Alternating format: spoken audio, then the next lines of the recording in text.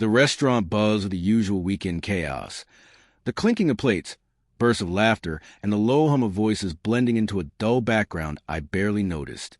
I sat across from my boyfriend of 3 years, nervously smoothing the fabric of my dress. I'd been looking forward to this evening, his birthday dinner, but a quiet unease pressed against my chest, refusing to leave. He smiled, but it stopped short of his eyes. "You really should lose a few pounds," he said casually, loud enough for his friends at the next table to hear. My stomach sank. For a split second, I laughed awkwardly, hoping he was joking, but the smirk curling on his lips told me he wasn't. "What?" I whispered, disbelief shaking my voice. "You heard me," he said, leaning back, clearly relishing the attention. "You're ugly. I mean, come on. Everyone's thinking it." His friends snickered, and the warmth I'd felt moments before turned to ice crawling through my veins. I blinked rapidly, fighting the sting of tears. My face burned. My heart thudded painfully in my chest. How could someone I loved, someone I trusted so completely, say something so cruel and so publicly? I don't even know what to say. I whispered, my voice trembling. "That's fine. You don't need to say anything," he said with a smirk. "Actually, I don't think I want to see you again." I froze. The words hit like a punch I never saw coming. He stood abruptly, his chair scraping harshly against the floor, and without another glance, walked out, leaving me staring at the empty space across from me. My hands trembled so violently I could barely lift my fork. The restaurant noise faded into a distant hum, like I was submerged underwater. Each heartbeat echoed painfully in my ears. The world tilted, my reality fracturing in slow motion. 3 years of laughter, fights, late-night confessions, and whispered dreams, gone in an instant. Faces around me blurred as I stumbled out into the cold night, struggling to breathe, desperate to make sense of what had just happened. I wandered aimlessly through the streets, clutching my purse like a lifeline. Every memory of him, his smile, the way he held my hand, the quiet nights on the couch, now felt like poison. How could someone I trusted so deeply turn on me with such cruelty? Anger came first, sharp and scorching. Then the sadness followed, deep, hollow, and unbearable. Days passed. I avoided every trace of him. The restaurants we loved, the songs we used to play, the cozy cafes where we once shared secrets.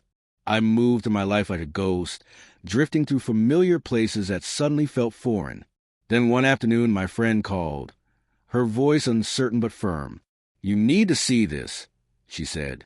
I followed her, half curious, half terrified, until we reached a small park near our old neighborhood.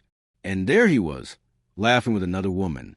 At first, I didn't recognize her, but the longer I looked, the more it hit me. She moved like me, talked like me. The closeness between them mirrored what we once had. My stomach twisted, my chest clenched tight. The betrayal I'd felt at that restaurant was nothing compared to this.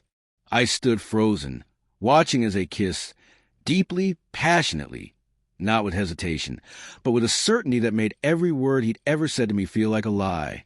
My mind screamed, my heart shattered, but I stayed hidden, unwilling to let him see what he'd done to me. That night, I lay awake, thoughts spinning endlessly. How had I missed the signs? The hushed phone calls, the late nights at work, the sudden distance in his eyes. Love had blinded me.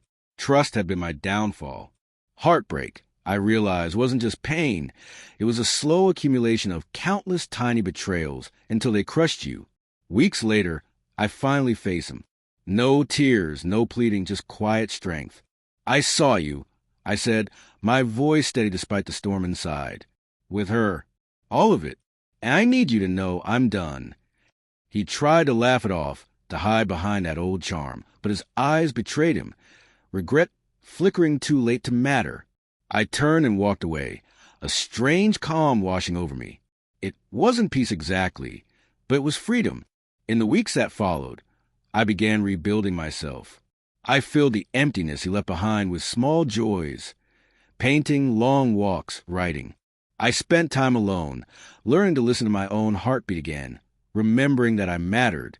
Slowly, the rage melted into sorrow, and the sorrow reshaped itself into quiet strength.